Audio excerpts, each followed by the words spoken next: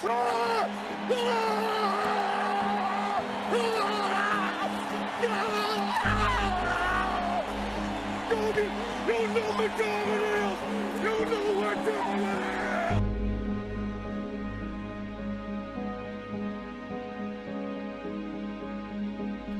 as you know, we have to turn match on, and we go ahead and select cover 4 quarters, and this will be the third formation that we get into. Obviously a 3x0 set, trips, tight end, flex.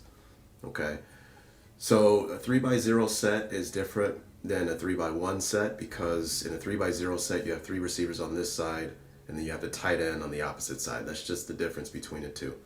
Now, it may seem like a daunting task to learn how quarters plays against all of these different formations, but if you follow the roadmap, I guess you can say, for what I have put out in order, when you learn it from a 2x2 set, it just becomes so much easier to understand how it plays against different formations. Okay, you really kind of notice a pattern, and it's just easier to understand who's responsible for what. Okay, so if we check out this 2x2 set, right, we go back here.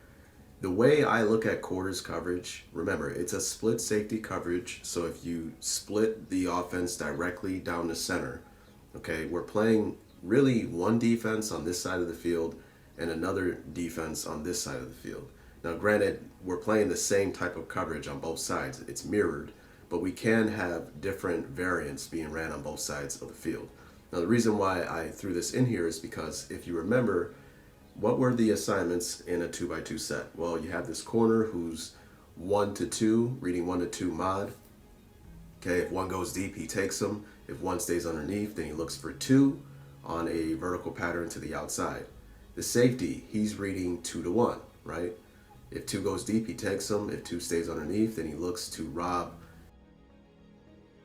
making route by the number 1, like a post, dig, or a curl, okay? And then obviously you guys know the quarter flat defender, who's a match 2 out player, and I really just label him flat 2 to 3. Okay, so basically he will match the number 2 if he goes out. If number 2 goes inside, then he will squeeze that route, and as he's squeezing it, he's cognizant of the number 3 leaking out to the flat, because if 3 goes to the flat in that instance, then he will take number 3 to the flat. Okay, if 2 goes vertical, well, then he reroutes that receiver and then he zones off to the curl looking for work. Okay, then you have the 3 receiver hook player who relates to the number 3, and I like to call him 3 to 2. Okay, because we know those 4 players, we know the entire defense, because this safety has the same responsibility as this safety. It's just on this side. Remember, split safety coverage. This corner has the same responsibilities as the corner on this side. Remember, he's reading 1 to 2 mod. And then obviously we have our quarter flat player here, okay? Now, one thing I would like to add is that you have your run fits. So these defenders, you can put, what I like to put is a Q behind all of their processes, right?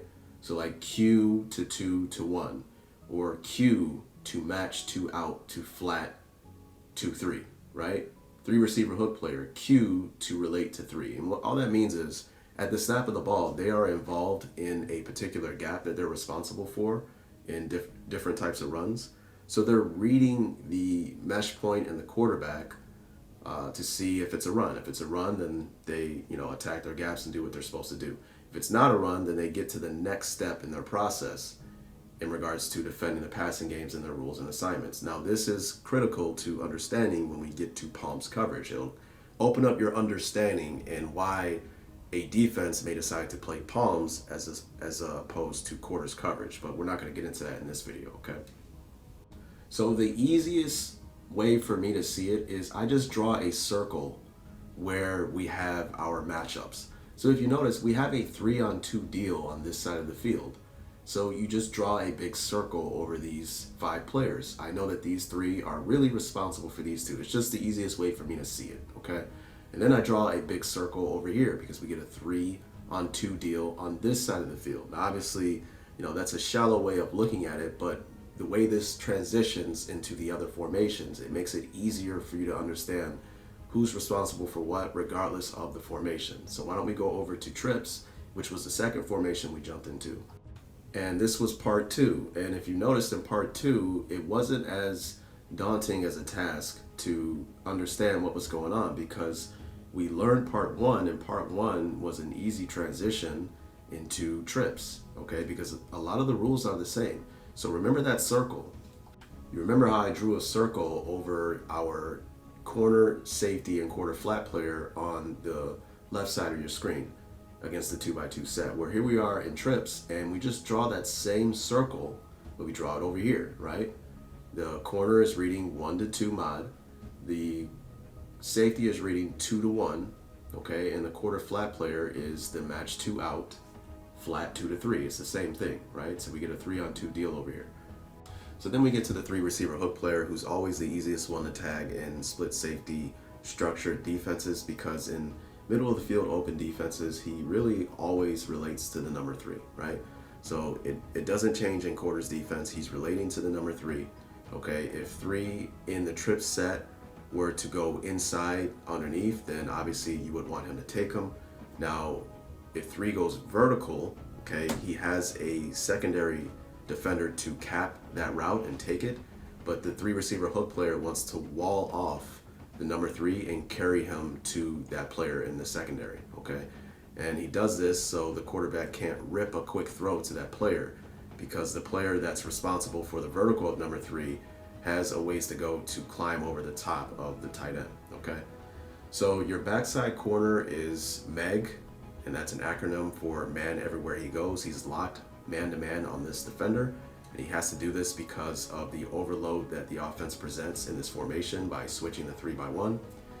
And then your quarter flat defender on this side is MEG as well on the back. Now there's subtle, there's times where he doesn't, like if number 4 were to go strong right now, okay, but I mean for the most part it's easier to kind of see it just that both of these players are MEG on the corner and the back.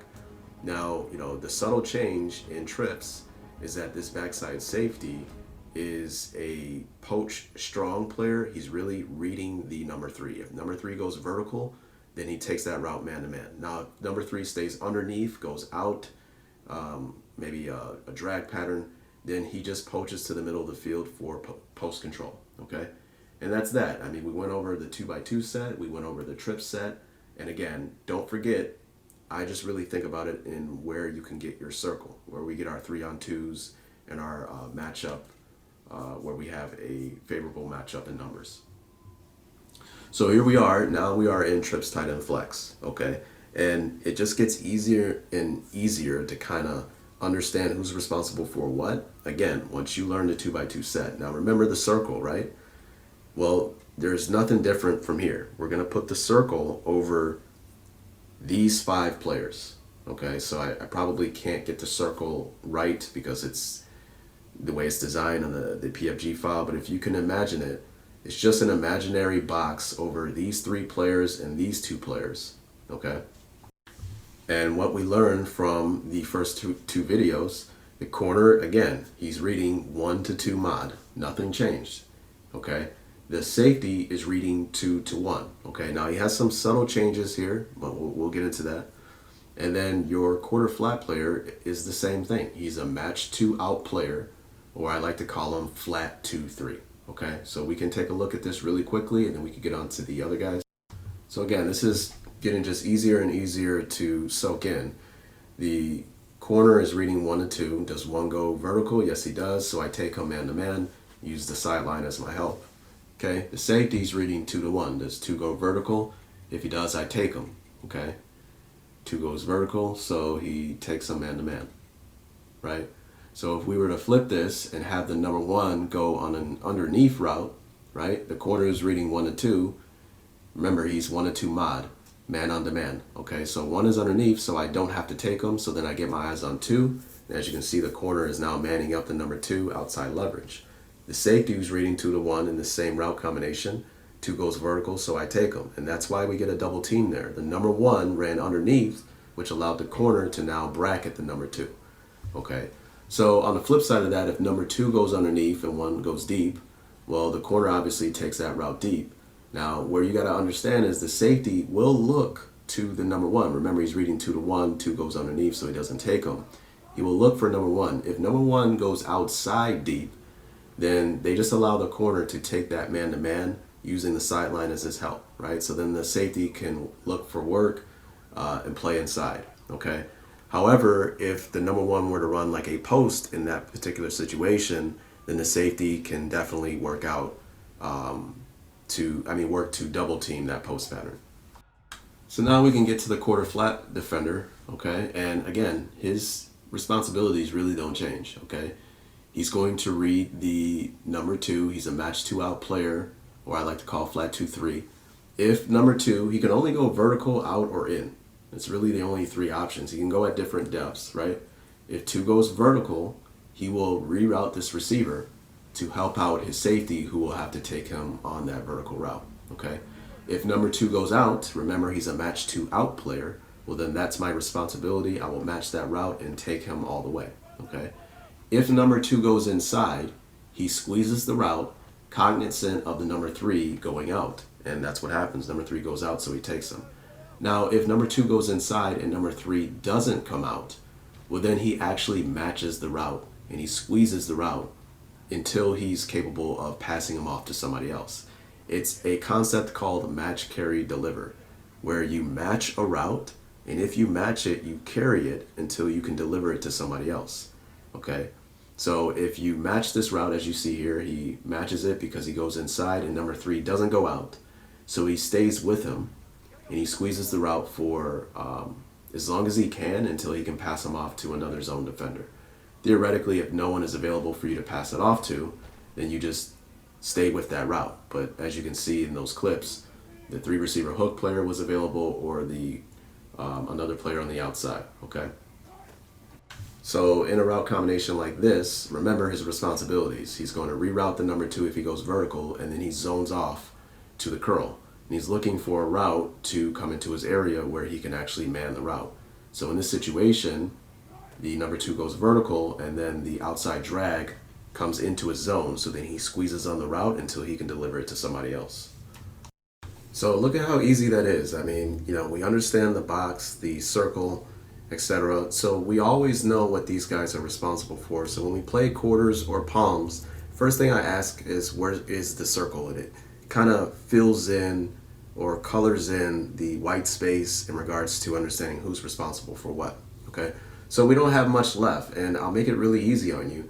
The three receiver hook player, you guys know what he's responsible for in split safety coverages. He relates to the number three, and this quarter flat player on this side, he's Meg on the back.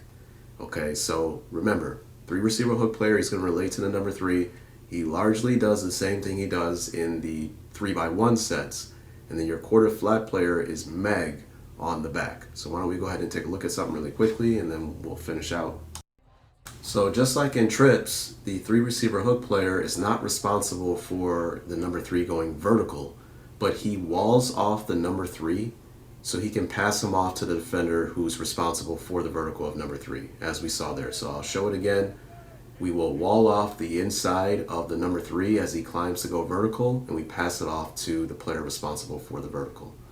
Okay?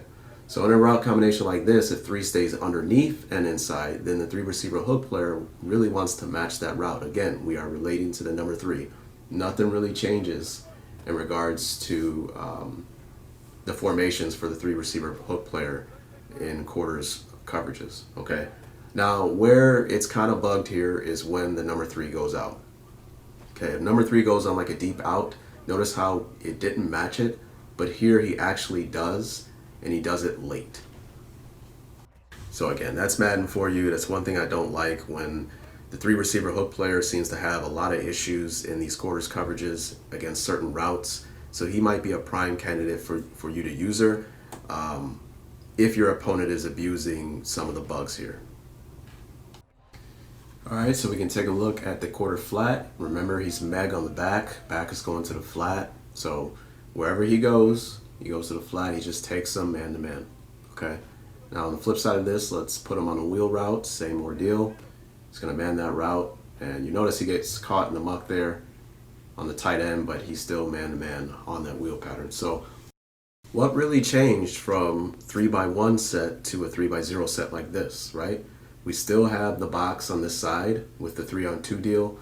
We still have the relate to the number 3 where he's going to wall him off and carry him to a player who's responsible for the vertical, okay? And then we still have the backside quarter flat defender, Meg, on the back, okay? Now where it changes in 3x0 sets is with these two players here, okay? So we're going to put like an order of process type of deal here, okay? We're going to start with the corner. Both of these players are actually reading the tight end. The tight end's route dictates how these two players are going to play, okay? So the tight end is first in the process. We're going to look at the corner. Corner takes the tight end if the tight end runs a vertical pattern upfield or he runs anything outwards, okay?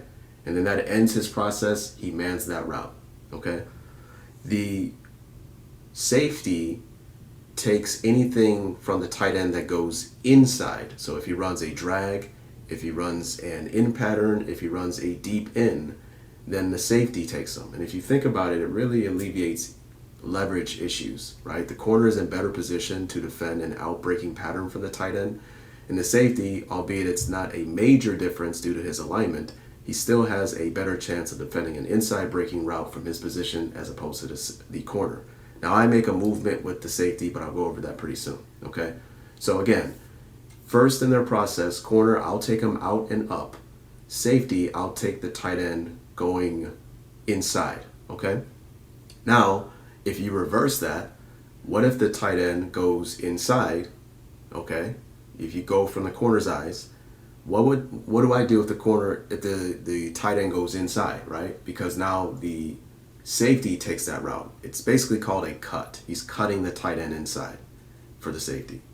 So the corner, well, what does he do in that situation? Well, then the corner would take the vertical of the number 3. Remember, the 3 receiver hook player is only walling off the number 3 if number 3 goes vertical, right? And he's walling him off and carrying the number 3 to a secondary defender. That defender can be the safety or the corner depending on what the tight end does. Okay, it may seem a little bit, a little confusing, but you'll get the hang of it once you take a look at it. Okay, so again, the corner, tight end goes inside. I know the safety has him, so I'll take the vertical of number 3. If the tight end goes outside, the corner takes the tight end, obviously, because remember he takes them out and up. And the safety in that situation, because he doesn't have an in-breaking route by the tight end to take, will then take the vertical of number 3. So the responsibilities really are dictated by what the tight end does. So why don't we take a look? So let's take a look at this. We're going to go from the safety's eyes. He's reading the tight end. Tight end goes inside, so I take the route man-to-man. Okay? Now from the corner's eyes, again, he's looking at the tight end as well. Tight end goes inside. Okay, I don't have to take him because I know my safety has the inside breaking route of the tight end. So as you saw, he then took the vertical of the number 3. So I show it again here. Look how the corner looks to top and man-to-man the number 3 running vertical. Now here is a route where the tight end runs a deep in pattern and nothing changes because again, the safety takes the inside breaking route of the tight end. He's cutting that, and the corner takes the, in that situation, will then take the vertical of the number 3. So in situations to where the tight end runs an out pattern or up, remember the corner takes out and up on the tight end, then the corner will take that route by the tight end. So I have him going on a flat there. And as you notice, the safety then takes the vertical of number 3. Okay, because the corner has better leverage on outside breaking routes by the tight end. Here I have the deep out. Corner takes that route, so that allows the safety on that side to now top the vertical of the number 3. Okay. So, I mean, that's it. I mean, with that said, this is what I do with this coverage. I like to bring this safety further inside. Now, why would we do that? Well, I like to do that because if the tight end runs a inside breaking route, okay, the safety is in better position to cut that route because we're already inside. Now, if the tight end were to run a vertical pattern, it doesn't matter because the safety is not responsible for that vertical pattern or an out-breaking route. The corner is, right? On the flip side of that, now, as I showcase that here, right, we're already inside, so the safety can go ahead and hammer down on that route. On the flip side of that, if the tight end were to run an out-breaking pattern, okay, in that situation, then the safety here is responsible for the vertical of number 3. So I like him being, although he's a little bit further inside on the number 3 as he would be if he was in his original position, I think he should still be in prime position to defend the number 3 running vertical with the 3 receiver hook player walling off a quick throw to that defender. To that receiver.